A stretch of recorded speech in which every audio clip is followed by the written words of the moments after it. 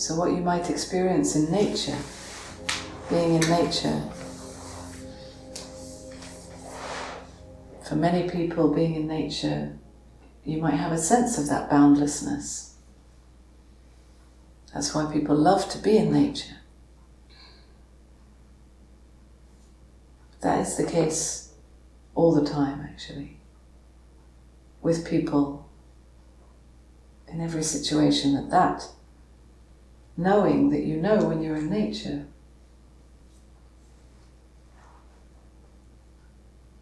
is your true nature all the time.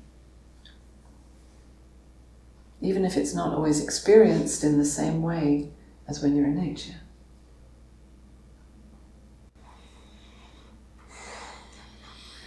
So what I'm pointing to is not an experience of any kind. And that's also something that the mind struggles with. It's not this and it's not that, and it's not this and it's not that.